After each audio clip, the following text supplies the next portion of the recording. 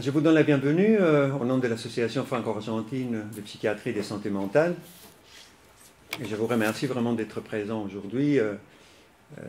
C'est pour nous une forme de soutien et votre présence nous encourage à faire ce type de manifestations.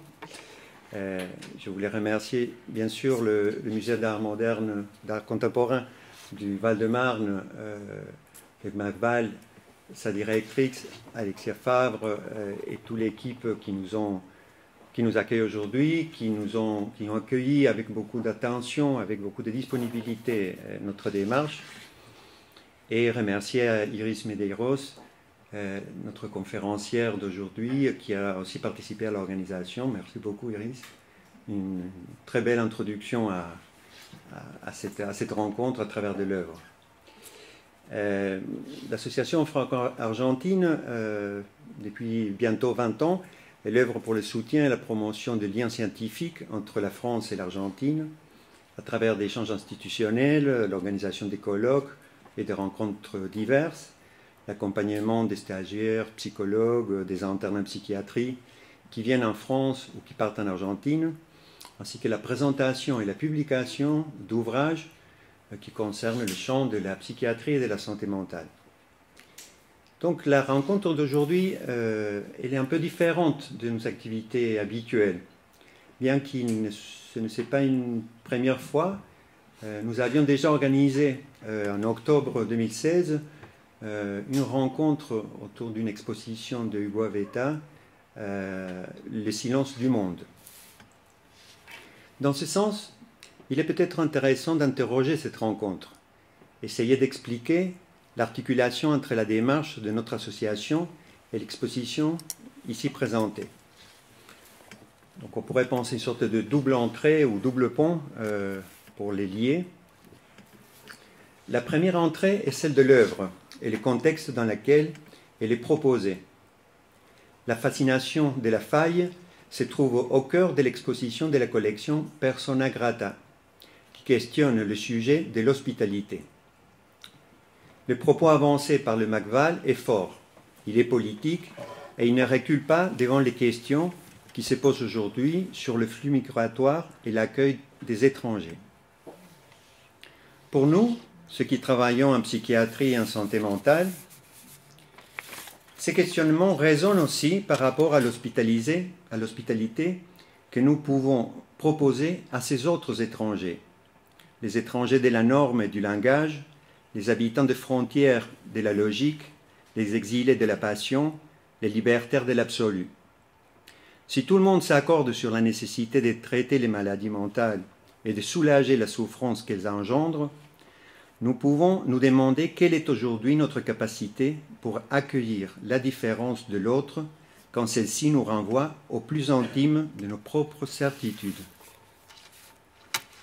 C'est un débat toujours en cours pour la psychiatrie et d'une façon plus aiguë aujourd'hui, face aux dérives sécuritaires, à la ségrégation positive et à la biomédicalisation de la souffrance. Quelle hospitalité pour la folie ?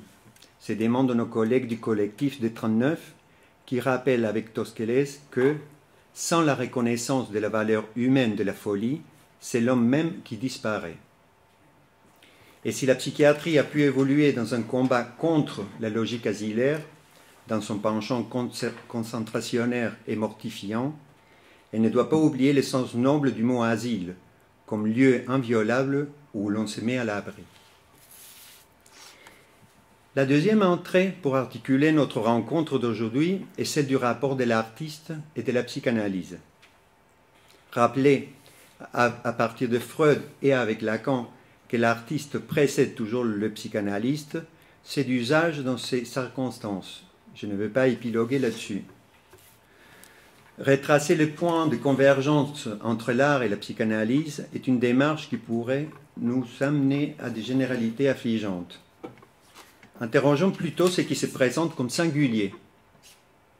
Si l'art et la psychanalyse se trouvent à avoir des résonances mutuelles, des lectures croisées, et arrivent à se rencontrer pour des dialogues comme ceux d'aujourd'hui, ceci ne vaut peut-être pas pour tout artiste. En premier lieu, vous l'avez pressenti, parce que l'artiste serait plutôt du côté du pas-tout, mais aussi parce que le travail de certains artistes prend un relief particulier sous les regards des psychanalystes. Prenons l'exemple de notre Argentin, un écrivain. Dans une note de son texte sur la lettre volée, Jacques Lacan convoque Borges pour saluer, je cite, « son œuvre si harmonique au filum de notre propos ». Il faut souligner ici, les collègues me diront s'ils sont d'accord, qu'il est rare que Lacan associe de cette manière son propre propos à celui de notre auteur et qui lui est, en plus, contemporain. Il semble que Borges, de façon générale, ne ressentait pas la même harmonie vis-à-vis de la psychanalyse qu'il a pu appeler la triste mythologie de notre temps, après avoir dit que Freud était une vieille commère. Mais la question à laquelle je voudrais en venir alors est pourquoi Hugo Aveta? Pourquoi? Nous ne sommes pas les premiers à nous intéresser à lui. Plusieurs textes d'analystes évoquent son travail et des images de ses œuvres ont fait les couvertures d'importantes revues de psychanalyse. Rappelons aussi que Lucie Ablé, dans sa thèse « Habiter entre normes et folie, clinique et politique du seuil », lui a déjà consacré plusieurs pages. Et Hugo Aveta s'intéresse-t-il à la psychanalyse? Nous pourrons lui poser la question. Personnellement, je ne le crois pas. Mais je crois qu'Hugo s'intéresse plutôt aux psychanalystes, qu'il regarde et qu'il écoute avec curiosité et parfois avec un air amusé. Je ne vais pas répondre à toutes ces questions, je vais plutôt laisser la parole à ma collègue Lucie Ablé. Lucie Ablé est psychologue, clinicienne au centre hospitalier Sainte-Anne, ça s'appelle toujours comme ça. Docteur en psychopathologie et psychanalyse et chargé d'enseignement à l'UFR d'études psychanalytiques de l'Université de Paris Diderot. Il s'appelle toujours encore comme ça. Et elle est notre vice-présidente, la vice-présidente de l'association franco-argentine de psychiatrie et de santé mentale. Voilà.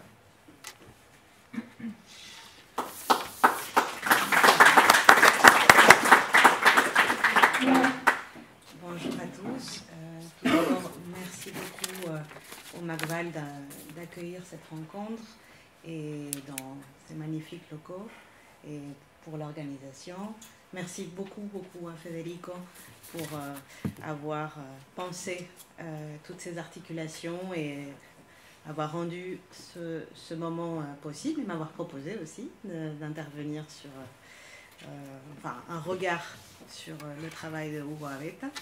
Je suis très heureuse d'avoir la parole aujourd'hui parce que c'est un travail que j'ai découvert grâce à l'association franco-argentine, grâce à toi, et qui m'a assez fascinée et que j'ai effectivement un tout petit peu utilisé dans mon travail de thèse.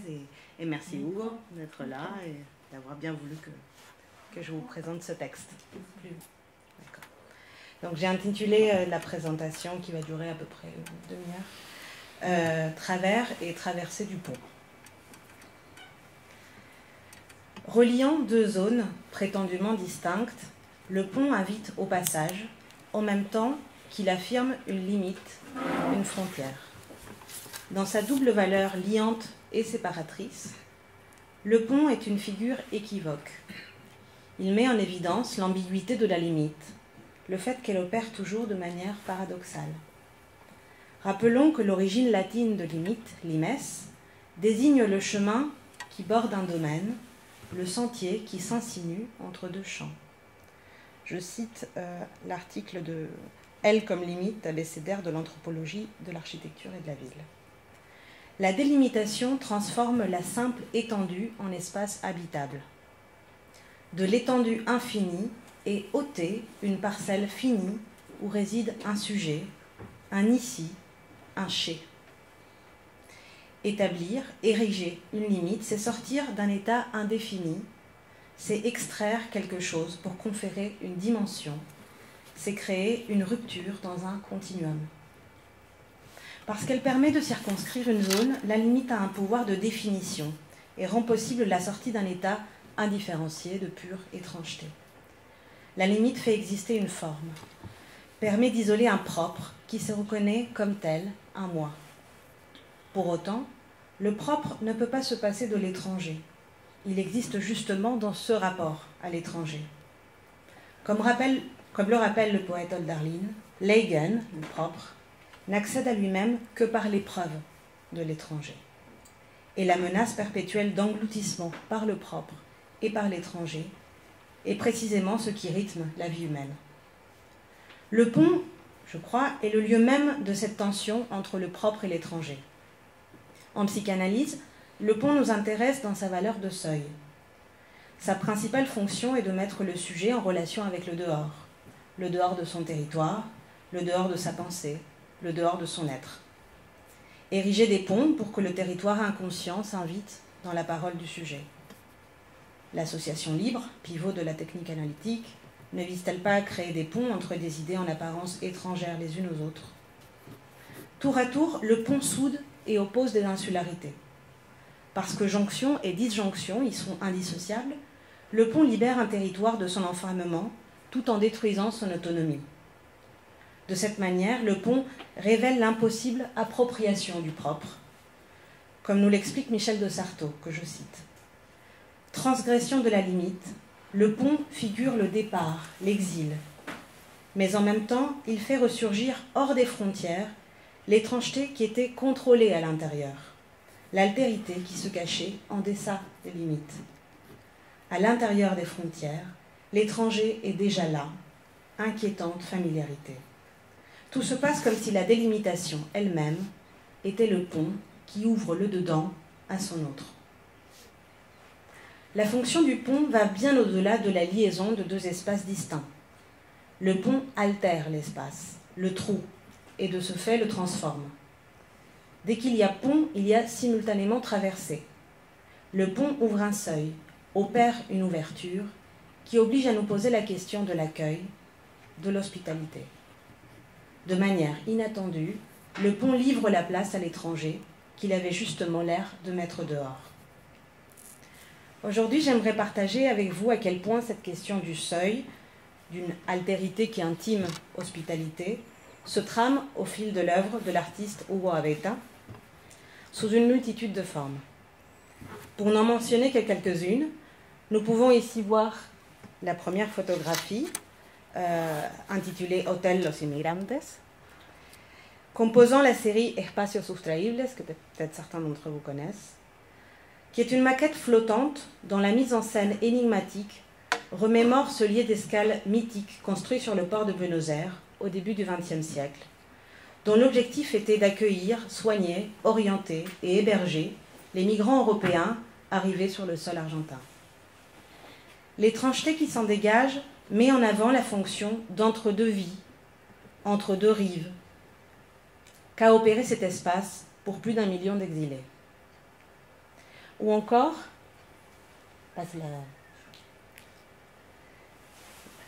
son œuvre Océano, un piano autrefois transporté d'Europe vers l'Argentine, démembré et reconstruit sous forme de proue de bateau, dont le mouvement de bascule et les sons envoûtants, un peu comme le pont qu'on a découvert tout à l'heure, répétitifs, nous invitent à nous perdre dans une traversée lointaine.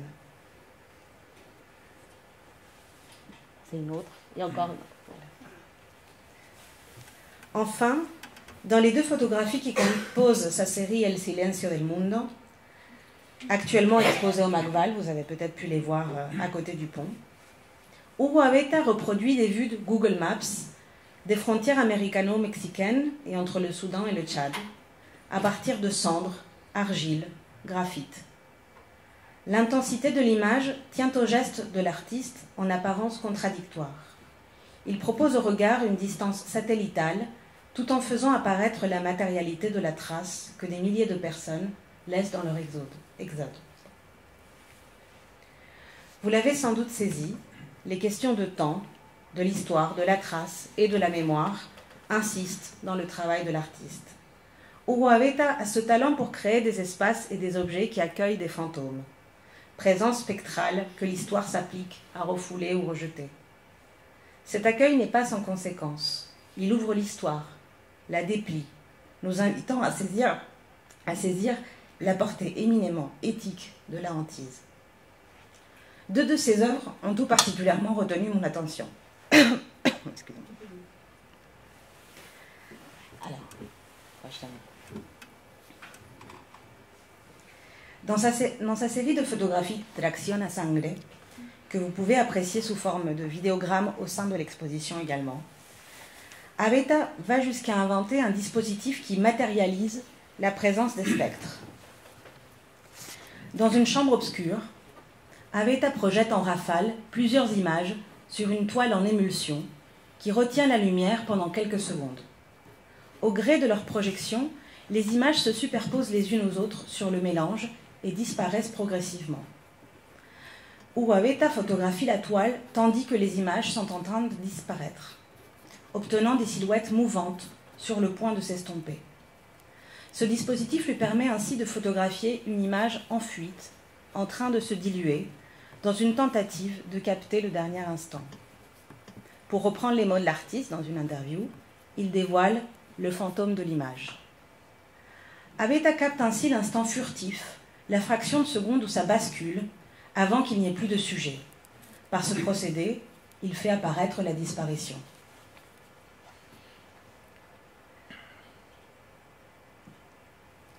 Sa photographie Historias Clínicas, ensuite, qui a déjà donné lieu à une analyse très intéressante de mon collègue Eduardo Mayeux, qui est dans la salle, prise dans ce qui fut l'asile psychiatrique Colonia Santa Maria, à Córdoba, devenu lors du coup d'État militaire un pavillon clandestin de détention, a aussi trait à la disparition, mais cette fois-ci dans sa version réelle et effroyable. Ici, il est de nouveau question de fantômes, de ceux qui ont vécu et de ceux qui ont perdu la vie dans ce lieu, et qui désormais le hantent. Historias Clínicas fait partie d'une collection d'œuvres plus larges qu'Aveta a nommé ce qu'on voit, ce qu'on ne voit pas.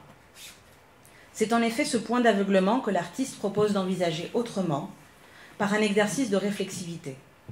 Rappelons que l'aveuglement est le cœur du procédé photographique. Sur le plan mécanique, le basculement du miroir qui assure la vision dans les appareils à visée réflexe rend aveugle le photographe au moment du déclenchement de la prise de vue. À parler strictement, l'œil ne voit donc jamais ce qu'il photographie. Ou encore, photographier, c'est ne pas voir, précise Philippe Dubois, qui est un penseur de la photographie. En Argentine, l'aveuglement en question résonne avec la mort et la disparition de milliers de personnes. Cette photographie de Aveta nous invite à réfléchir sur la nature et la fonction des spectres, ces entités qui, une fois décomposées par un prisme, apparaissent ou disparaissent au fur et à mesure qu'elles sont invoquées ou rejetées. Pourquoi envisageons-nous le rapport à la hantise en termes d'hospitalité? Parce que la hantise altère l'espace et de ce fait le resignifie. Par la présence des spectres, quelque chose d'indéterminé, d'étrange, trouble le cours du temps et de l'être. Dès qu'il y a du spectre, il y a un mouvement d'aller et de retour, accès à un ouvert. Le spectre suscite les conjurations, les défenses, les stratégies face à ce qui menace. Il rappelle, il éveille, il exige sa dette. Derrida parle d'un temps out of joint, disloqué, en référence à Hamlet, saisi par le fantôme de son père en découvrant que ce dernier a été assassiné par son oncle. Le héros, hanté par son père, hérite de cette folie meurtrière dont il devient responsable. La hantise est éminemment éthique car elle questionne notre rapport à l'altérité, à l'histoire, à l'héritage de chaque génération, prise entre continuité temporelle et rupture d'un présent qui ne cesse de se disjoindre du passé.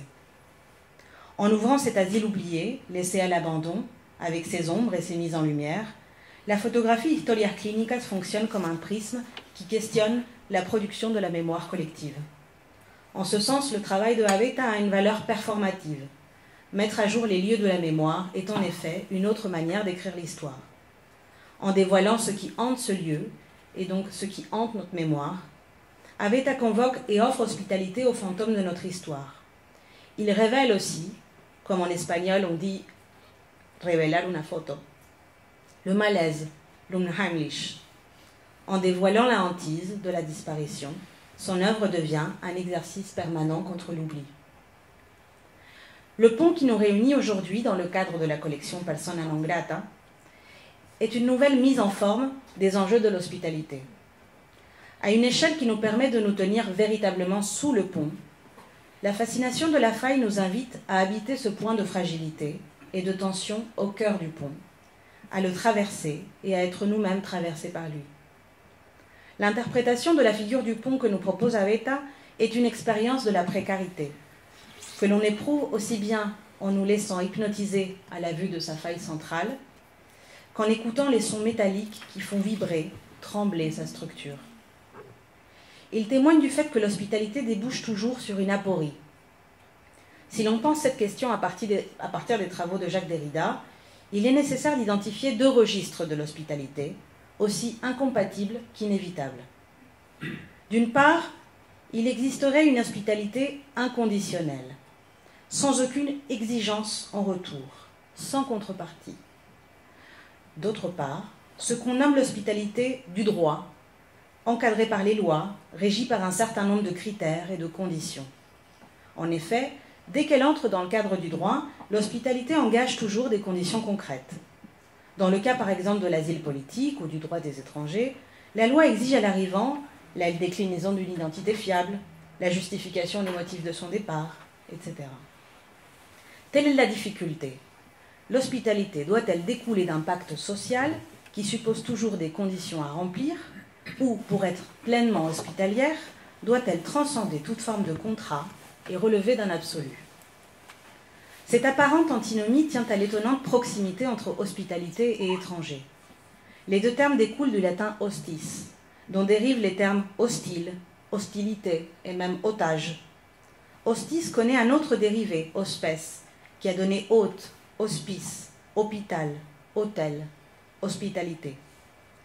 L'étranger est ainsi envisagé tantôt comme hôte, tantôt comme ennemi. Ainsi, la frontière entre hospitalité et hostilité est ténue. On risque sans cesse de basculer de l'une à l'autre, dans un véritable rapport de permutabilité. Je cite Derrida, dans son ouvrage qu'il a écrit avec Anne Dufourmentel de l'hospitalité. « Je veux être maître chez moi, maître de maison, pour pouvoir y recevoir qui je veux. Je commence à tenir pour un étranger indésirable et virtuellement pour un ennemi quiconque empiète sur mon chez-moi, sur mon ipséité, sur mon pouvoir d'hospitalité, sur ma souveraineté d'hôte. Cet hôte devient un sujet hostile dont je risque de devenir l'otage. » Derrida rappelle que l'hospitalité ne peut pas être réduite à l'altruisme ou au bon sentiment. Elle est une épreuve qui n'est pas sans danger pour celui qui s'y risque. C'est pourquoi encadrer l'hospitalité par un droit, qui suppose par définition des limites, me protège de l'hostilité potentielle de l'hôte. Grâce au cadre du droit, le maître des lieux peut choisir, filtrer, sélectionner ses invités, ceux à qui il décide d'accorder l'asile, le droit de visite ou l'hospitalité. Il transforme le parasite, le clandestin, passible d'expulsion, en hôte. En ce sens, le droit accueille l'étranger. Cependant, les règles qui encadrent l'hospitalité laissent toujours certains exclus du droit, exerçant nécessairement une forme de violence. Ainsi, les conventions sociales et juridiques établies dans le droit de chaque territoire classent les êtres humains par degré d'étrangeté et de légitimité. Par conséquent, l'hospitalité, dès qu'elle s'applique dans le cadre concret du droit, a donc cette double particularité d'entraver et de rendre possible. Voilà l'aporie devant laquelle nous nous tenons. Les lois concrètes de l'hospitalité annulent la grande loi de l'hospitalité. Si la loi est bien au-dessus des lois, nous dit Derrida, elle est illégale, transgressive, hors la loi. Le dilemme entre hospitalité inconditionnelle et hospitalité appliquée dans le droit n'est pas aisément dépassable. L'une peut toujours corrompre l'autre, et cette pervertibilité reste irréductible. Elle doit le rester, insiste Derrida. Le pont construit par Abeta donne forme à cette tension, je crois. Si sa faille nous fascine, c'est parce qu'elle figure ses forces en lutte et dévoile que sur le plan éthique, l'hospitalité est aussi impossible qu'indispensable. Cette faille, c'est le point de réel du pont et de tout acte d'hospitalité. Ce réel nous fascine autant qu'il nous épouvante. Devant lui, pas moyen de nous détourner de la question humaine fondamentale du rapport à l'autre. Que se passe-t-il si le pont se brise? Si le seuil se referme? Que reste-t-il de l'autre? Que reste-t-il de soi? De la possibilité d'un nous? On pourrait rapprocher la menace de ce pont brisé, que nous rappelle cette faille, de ce que Hannah Arendt a nommé l'extension du désert. Pour la philosophe, la possibilité du politique implique qu'un espace s'ouvre entre les hommes, les femmes évidemment, et qui doivent pour cela se voir, s'apparaître les uns aux autres dans leur pluralité et se parler. Ce n'est qu'à cette condition que peut surgir un monde commun. Toutefois, lorsqu'il y a clôture de cet espace ouvert entre les hommes, il y a alors pour Arendt extension des déserts. Dans un petit texte de 1955, la philosophe décrit le désert comme l'inhabitable, là où aucun séjour autre que la pure et simple survie n'est envisageable. Le désert est la figure de l'hostile par excellence. Il est la perte de cet entre-deux que constitue l'espace entre les hommes. Tant qu'il est debout, le pont, qui est selon nous la figure emblématique de cet espace ouvert entre les hommes, permet de résister au dessèchement du désert, à la désolation, que nous pouvons entendre ici comme la perte du moi et du soi, et littéralement du sol, désolation, perte que produit le totalitarisme. C'est d'ailleurs dans la désolation, comprise autant comme perte du sol que comme absence totale de pensée, que la philosophe situe la banalité du mal. Le pont construit par Aveta se tient, imposant et fragile, sur un sol desséché, craquelé, qui nous semble, comme le soutient Arendt, prêt à se dérober à tout instant. Dans ce paysage littéralement désolé, un corbeau pour seule présence vivante, la menace du désert ne semble pas bien loin. Mais tant que le pont reste debout, malgré la faille, l'hospitalité exige d'être pensée. Le sujet est un hôte, défend Lévinas. Cela revient à supposer que le sujet n'a pas véritablement le choix de l'hospitalité. L'accueil de l'autre est cela même qui définit sa subjectivité. Qu'il le veuille ou non, le sujet est vulnérable à l'autre, ce qui ouvre simultanément son hostilité, tout comme la responsabilité à son égard. C'est aussi ce qu'explique le phénoménologue Henri Maldinet, en référence directe aux travaux de Lévinas. La présence de l'autre, et plus précisément son visage, dépasse ma capacité d'intégration et d'appropriation, défiant toute tentative de le ramener au même, c'est-à-dire à du connu ou du connaissable.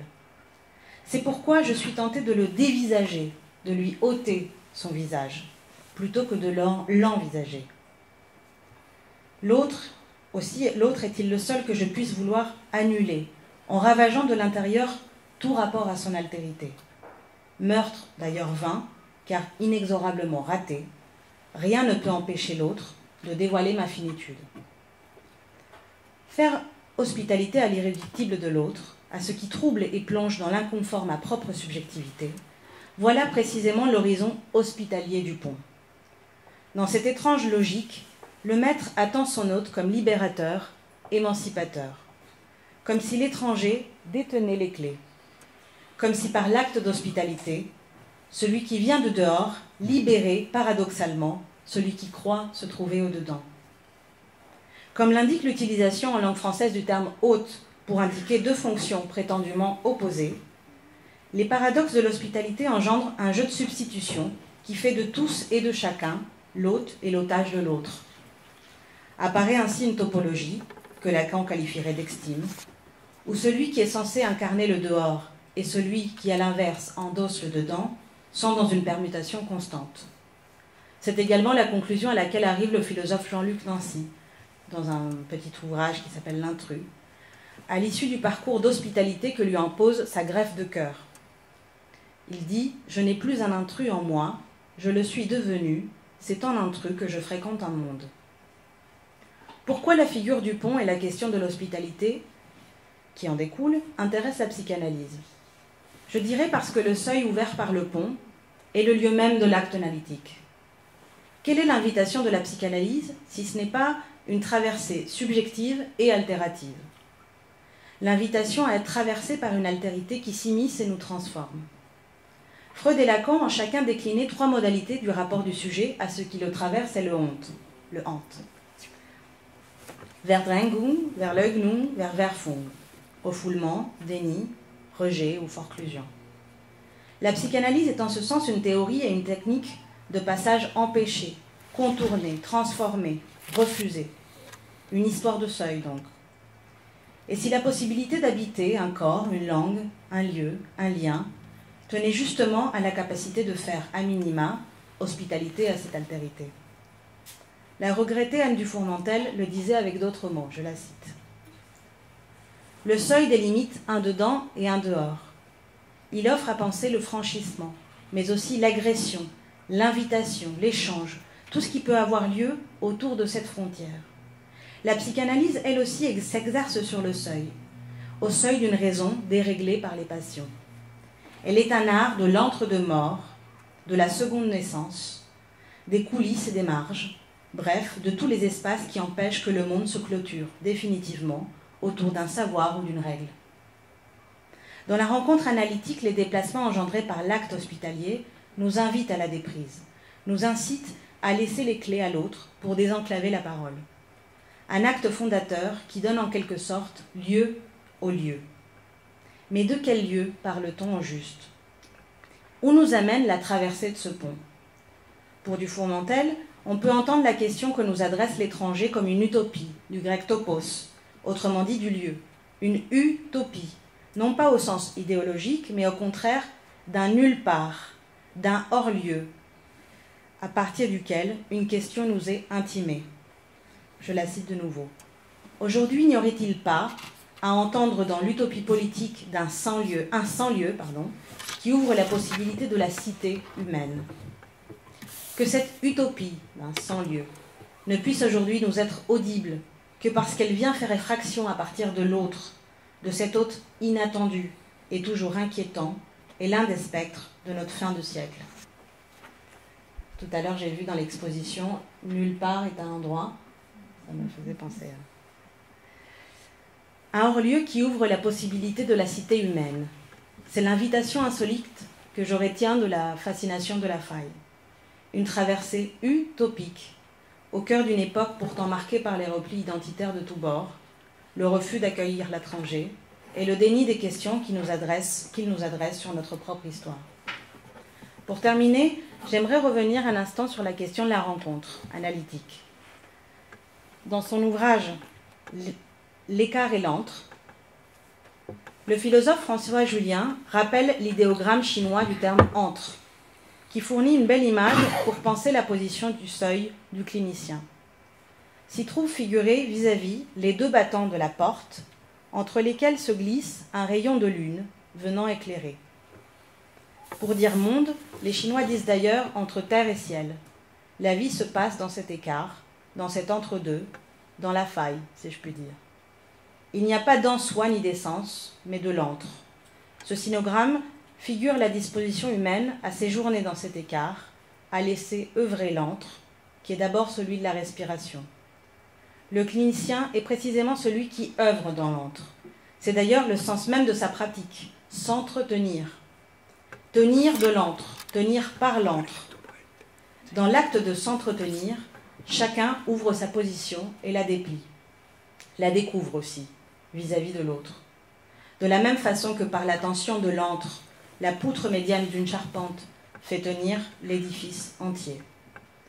Se tenir dans l'antre, éprouver la faille, sans chercher à la refermer, ni laisser le pont s'effondrer. Voilà l'épreuve de force que réussit Urraeta avec un grand talent et sensibilité. Merci.